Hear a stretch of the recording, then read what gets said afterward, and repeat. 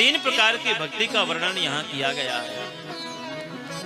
तीन प्रकार की कौन कौन सी भक्ति होती है, ध्यान से सुनिए सभी लोग। एक होती है जलधारावत, एक होती है तैल धारावत, और एक होती है मधुधारावत। जलधारावत कैसी होती है? जलधारावत होती है आप जल को हाथ में उठाएंगे और ऊपर ले जाएंगे तो खंड खंड होकर के वह जल और गिर जाएगा आपस में। हमारी भक्ति ऐसे ही है। हमारी भक्ति कैसी है?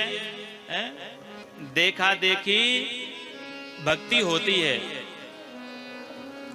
गुरु महाराज आए, गुरु महाराज को देखा और बढ़िया तिलक लगाया, कंठी पहनी। कितने दिन तक कथा सुनी? 7 दिन तक, और ज्यादा से ज्यादा अधिक भक्ति होगी तो 9 दिन तक। हाँ, 9 दिन के बाद सभी लोग उस भक्ति को भूल जाते हैं। भक्ति हमारी ऐसी नहीं होनी चाहिए, और हमारी भक्ति ऐसी होती है। हम लोग तिलक लगा करके जाते हैं, किसी ने कुछ कह दिया तो हम लोग उसी समय हमारी भक्ति खंडित हो जाती है, हम तिलक को महाराज मिटा लेते हैं। यह होती है जलधारावत। जैसे खंड खंड होकर के वह जल गिर जाता है, ऐसे ही हमारी भक्ति है। थोड़े से किसी ने कुछ कह दिया, उसी समय हमारी भक्ति नष्ट हो जाती है। और छाके महाराज, जिनका नाम था मधुकर साहब, वह मधुकर साहब महाराज अकबर के यहाँ गए, और अकबर के यहाँ जैसे ही गए तो अकबर के शासन काल में जितने भी राजा थे बड़े बड़े, सब कर देने जाते थे।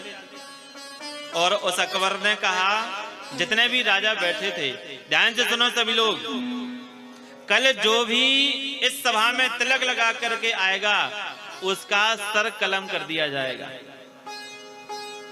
जितने भी राजा थे उन्होंने सोचा कि 1-2 दिन तिलक लगा के नहीं आएंगे तो हमारा कौन सा बिगड़ा जा रहा है। किसी राजा ने सोचा कि कोई बात नहीं, हम जल के ही तिलक लगा लेते। पर मधुकर साहब महाराज ने, उन्होंने कहा कि नहीं, आज हमारी भक्ति की परीक्षा है। और उन्होंने उसी समय अपनी बगलबंदी को उतारा, केवल नीचे धोती पहन करके, और पूरे शरीर में 12 उन्होंने तिलक लगाए, बड़े बड़े तिलक लगाए महाराज। माला पहन करके, तुलसी की माला पहनी है, बढ़िया सुंदर माला पहन करके, नंगी तलवार लेकर के, और सीधे गए हैं अकबर के सामने जाकर के बैठ गए। ना उस समय दुआ सलाम कुछ नहीं किया महाराज, सीधे